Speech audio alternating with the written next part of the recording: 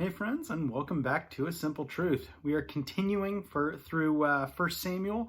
Today we're going to be looking at 13 and 14. Now we've just been introduced to Saul, once again the new leader of Israel. So we're going to continue following his story today, and we'll see a couple different things.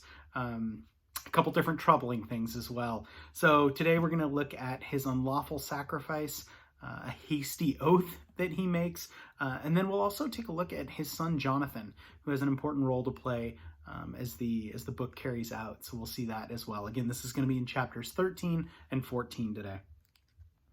Saul reigned 1 year, and when he had reigned 2 years over Israel, Saul chose for himself 3,000 men of Israel. 2,000 were Saul in Michmash and in the mountains of Bethel, and 1,000 were with Jonathan in Gibeah of Benjamin.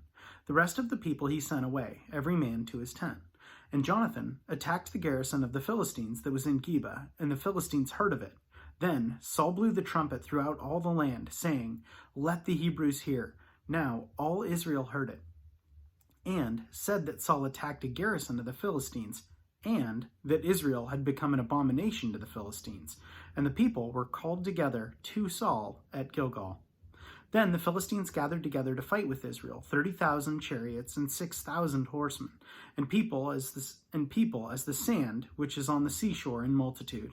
And they came up and encamped in Michmash to the east of Bethaven.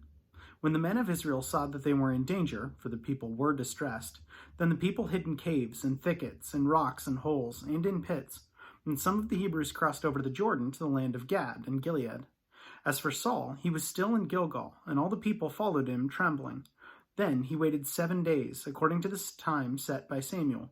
But Samuel did not come to Gilgal, and the people were scattered from him. So Saul said, "Bring a burnt offering, a peace offering here to me." And he offered the burnt offering. Now it happened, as soon as he had finished preparing the burnt offering, that Samuel came. And Saul went out to meet him, that he might greet him. And Samuel said, "What have you done?" Saul said, "When I saw that the people were scattered from me, and that you did not come within the days appointed, and that the Philistines gathered together at Michmash, then I said, the Philistines will now come down on me at Gilgal, and I have not made supplication to the Lord. Therefore I felt compelled and offered a burnt offering."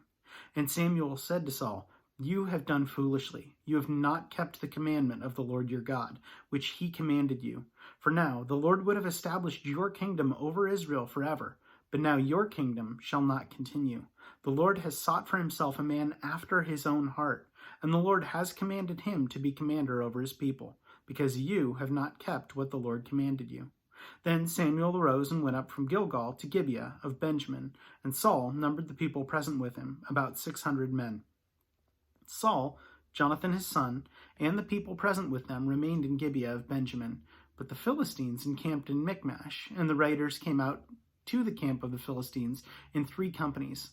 One company turned onto the road to Orpha and the land of Shual, and another company turned toward the roads of Beth-horon, and another company to the road on the border that overlooks the valley of Zeboim towards the wilderness. Now there was no blacksmith to be found throughout all the land of Israel, for the Philistines said, "Let the Hebrews make swords or spears, but all the Israelites would go down to the Philistines to sharpen each man's plowshare, his mattock, his axe, and his sickle. And the charge for sharpening was a pim for the plowshares, the mattocks, the forks, and the axes, and to set the points of the goads. So it came about on the day of battle that there was neither sword nor spear found in the hand of any of the people who were with Saul and Jonathan, but they were found with Saul and Jonathan his son. And the garrison of the Philistines went out to the pass of Michmash." Chapter 14. Now it happened one day that Jonathan, the son of Saul, said to the young man who bore his armor, "Come, let us go over to the Philistines' garrison that is on the other side." But he did not tell his father. And Saul was sitting on the outskirts of Gibeah under a pomegranate tree, which is in Migron. The people who were with him were about 600 men. Ahijah, the son of Ahitub, Ichabod's father, the son of Phinehas, the son of Eli, the Lord's priest in Shiloh, was wearing an ephod. But the people did not know that Jonathan had gone. Between the passes by which Jonathan sought to go over to the Philistines' garrison, there was a sharp rock on one side and a sharp rock on the other side, and the name of one was Bozez, and the name of the other Seneh. The front of one faced northward, opposite Michmash, and the other one southward, opposite Gibeah. Then Jonathan said to the young man who bore his armor, "Come, let us go over to the garrison of these uncircumcised. It may be that the Lord will work for us. Having nothing restrains the Lord from saving by many or by few." So his armor-bearer said to him, "Do all that is in your heart. Go then. Here I am with you according to your heart." Then Jonathan said, "Very well, let us cross over to these men, and we will show ourselves to them. If they say thus to us, 'Wait until we come to you,' then we will stand still in our place and will not go up to them. But if they say thus, 'Come up to us,' and we will go up, for the Lord has delivered them into our hand, and this will be a sign to us." So both of them showed themselves to the garrison of the Philistines, and the Philistines said, "Look, the Hebrews are coming out of the holes where they have hidden." Then the men of the garrison called to Jonathan and his armor-bearer and said, "Come up to us, and we will show you something." Jonathan said to his armor-bearer, "Come up after me, for the Lord has delivered them into the hand of Israel." And Jonathan climbed up on his hands and knees with his armor-bearer after him, and they fell before Jonathan. And as he came after them, his armor-bearer killed them. That first slaughter, which Jonathan and his armor-bearer made about 20 men within half an acre of land. And there was trembling in the camp and in the field and all among the people. The garrison and the raiders also trembled, and the earth quaked, so that it was a very great trembling. Now the watchmen of Saul and Gibeah of Benjamin looked, and there was the multitude melting away. And they went here and there. And Saul said to the people who were with him, "Now call and roll, and see who has gone from us." And when they called the roll, surprisingly, Jonathan and his armor-bearer were not there. And Saul said to Ahijah, "Bring the ark of God here." For at that time the ark of God was with the children of Israel. Now it happened, when Saul talked to the priests, that the noise which was coming from the camp of the Philistines continued to increase. So Saul said to the priest, "Withdraw your hand." Then Saul and all the people who were with him assembled, and they went to the battle. And indeed every man's sword was against his neighbor, and there was great confusion. Moreover, the Hebrews were with the Philistines before that time, who went up with them into the camp from the surrounding country. They also joined the Israelites who were with Saul and Jonathan. Likewise, all the men of Israel who had hidden in the mountains of Ephraim when they had heard that the Philistines fled, they also followed hard after them in the battle. So the Lord saved Israel that day, and the battle shifted to Bethaven. And the men of Israel were distressed that day, for Saul had placed the men under oath, saying, "Cursed is the man who eats any food until evening, before I have taken vengeance on my enemies." So none of the people tasted food. Now all the people of the land came to a forest, and there was honey on the ground. And when people had come into the woods, there was the honey dripping. But no one put his hand to his mouth, for the people had feared the oath. But Jonathan had not heard his father charge the people with the oath. Therefore he stretched out the end of his rod that was in his hand, and dipped it into the honeycomb, and put his hand to his mouth, and his countenance brightened. Then one of the people said, "Your father strictly charged the people with an oath, saying, 'Cursed is the man who eats food this day,' and the people were faint." But Jonathan said, "My father has troubled the land. Look now, how my countenance is brightened, because I tasted a little of this honey. How much better if the people had eaten freely today of the spoil of their enemies which they have found. For now, would there not have been a much greater slaughter among the Philistines?" Now they had driven back the Philistines that day from Michmash to Elijah. So the people were very faint, and the people rushed on the spoil, and took sheep and oxen and calves, and slaughtered them on the ground, and the people ate them with the blood. Then they told Saul, saying, "Look, the people are sinning against the Lord by eating with the blood." So he said, "You have dealt treacherously. Roll a large stone to me this day." Then Saul said, "Disperse yourselves among the people, and say to them, 'Bring me here every man's ox and every man's sheep. Slaughter them here and eat, and do not sin against the Lord by eating with the blood." So every one of the people brought his ox with him that night, and slaughtered it there. Then Saul built an altar to the Lord, and this was the first altar that he had built to the Lord. Now Saul said, "Let us go down after the Philistines by night, and plunder them until the morning light. Let us not leave a man of them." And they said, "Do whatever seems good to you." Excuse me.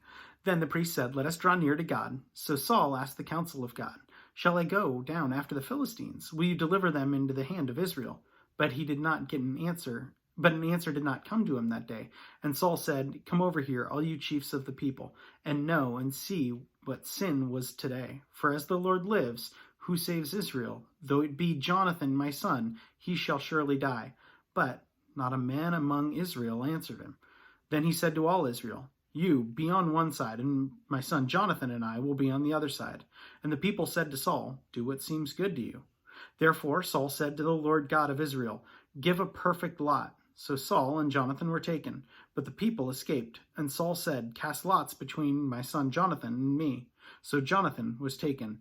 Then Saul said to Jonathan, Tell me what you have done. And Jonathan told him and said, I only tasted a little honey with the end of my rod that was in my hand, so now I must die.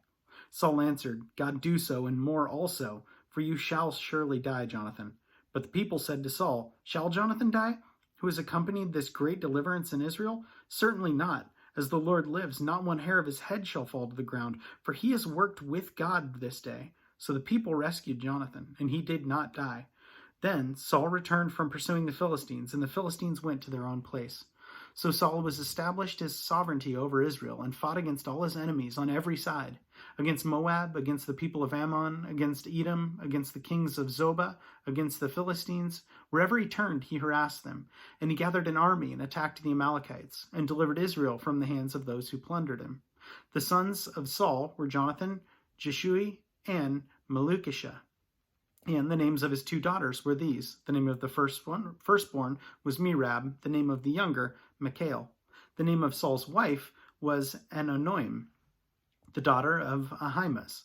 And the name of the commander of his army was Abner, the son of Ner, Saul's uncle. Kish was the father of Saul, and Ner, the father of Abner, was the son of Abiel. Now there was fierce war with the Philistines all the days of Saul. And when Saul saw any strong man or any valiant man, he took him for himself. So we're continuing to see a bit of what the rest of Saul's life is going to look like, being a little bit undercut by his men, still being followed, but not fully rightly with the Lord. And that doesn't mean that Saul doesn't have an incredible role to play. But we see here he's rash, and he continues to be rash. And I think the only thing I took from this, well, I took a lot from it, but I think what I took mainly was how important your word is, and not to take that lightly. We see a couple different times that if Saul wasn't so rash, that his son wouldn't have almost died. It almost seems to do him and his people a detriment, sometimes a great detriment. We'll, again, continue to see a little bit more of that later on. But that's what I took from today. As always, thank you so much for joining. Have a great rest of your day.